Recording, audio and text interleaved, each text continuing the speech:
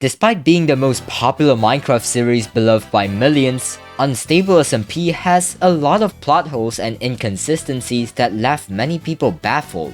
Let's take a look at some of the most obvious problems with Unstable SMP, starting with the director's infinite resources.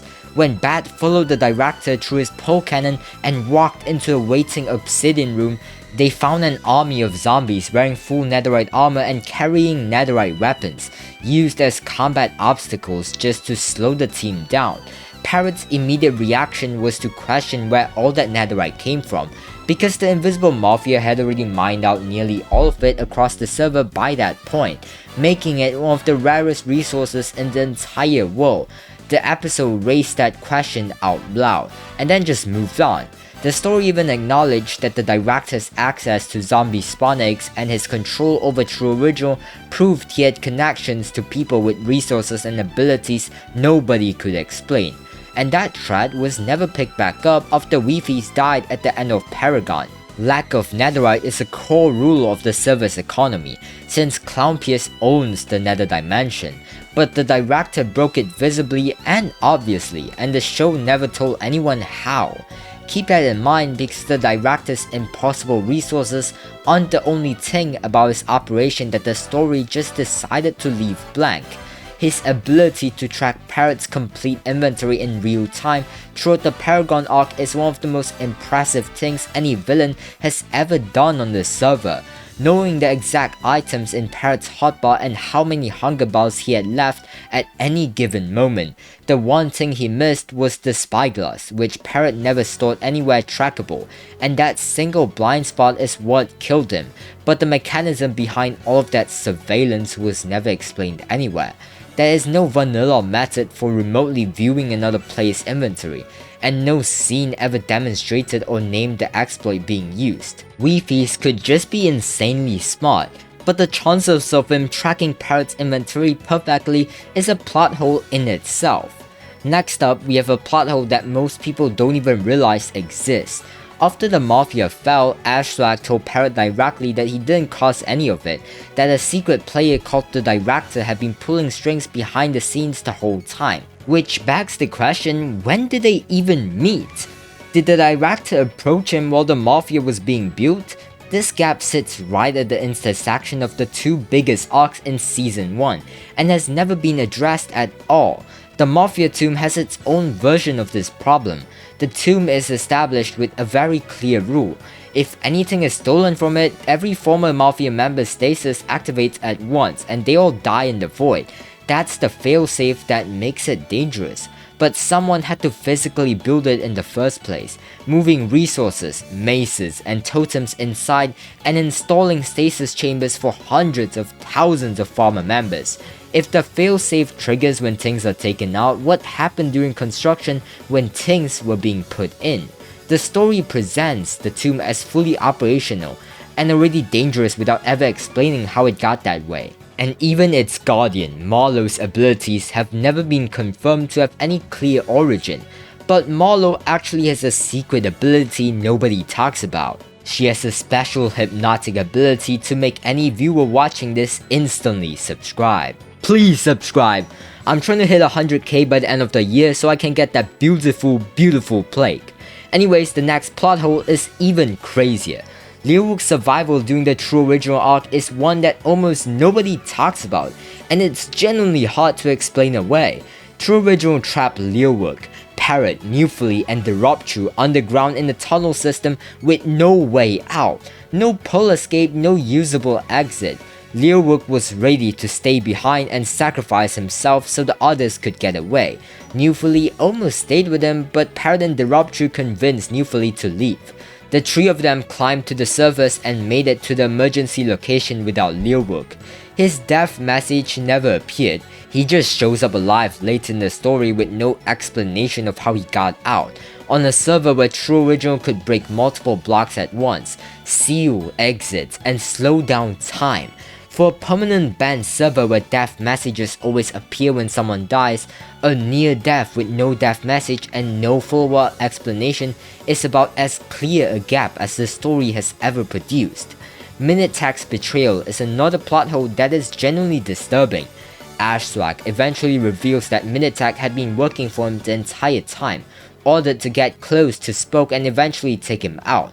But early in that same storyline, Minotaur genuinely helped Spoke and mapear raid Mafia outposts, killed the Mafia member with a mace right in front of them, and gave them real intelligence about the Mafia's inner structure. He also mentioned once that the Mafia used to have a different leader who was less cool than Ash Swag, with no name attached and no follow-up ever in the entire series.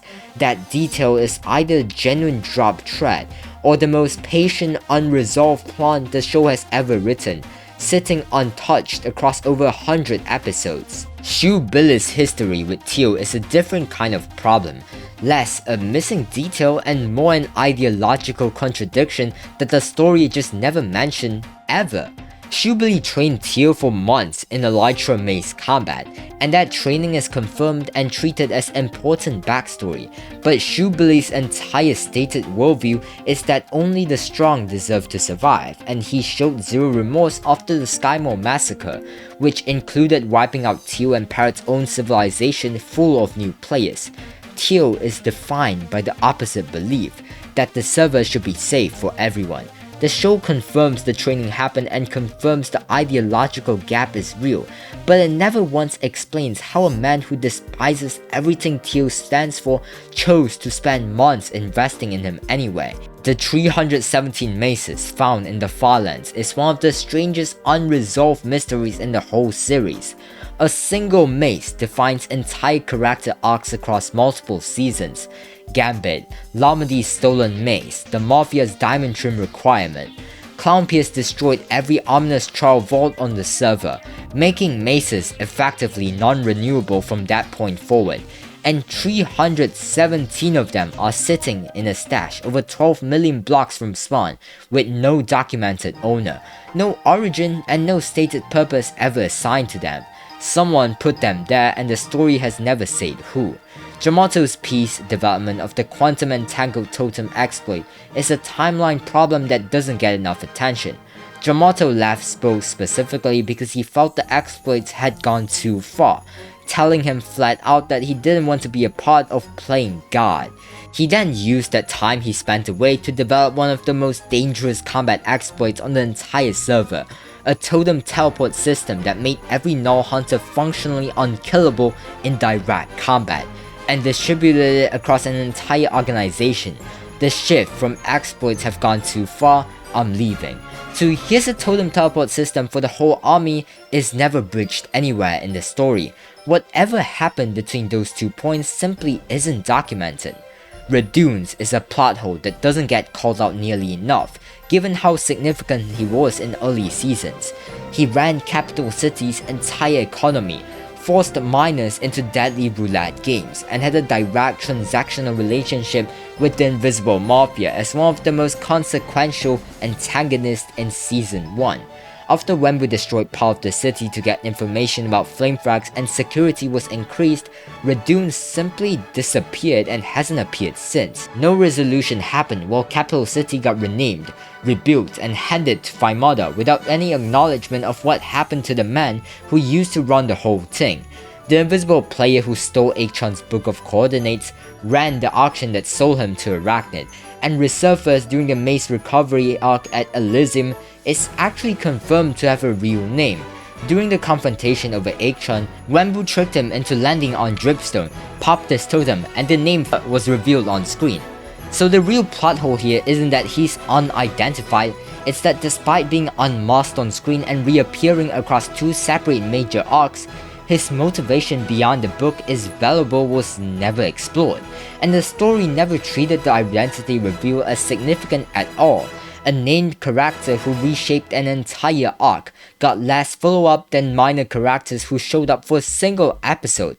The most fundamental issue in the whole series is something the show itself confirmed, without apparently realizing how much it undermined. Unstable SMP is actually filmed on multiple servers rather than one continuous map. The entire premise of the series, netherite scarcity, Clownpierce's nether monopoly, the idea that play actions create ripple effects across a shared world, all of that assumes a single continuous map where distance and resources actually mean something. If it's multiple servers, how do items and players move between them? How does 12 million blocks to the Farlands function if those blocks might not even exist on the same instance? The show stated this plainly as a reality and never once bridged it onto the lore. If you enjoyed this video, make sure to subscribe and let me know in the comments which plot hole you think the show is most likely to actually address. And if you want to see more OPR videos like this one, check out the video on screen.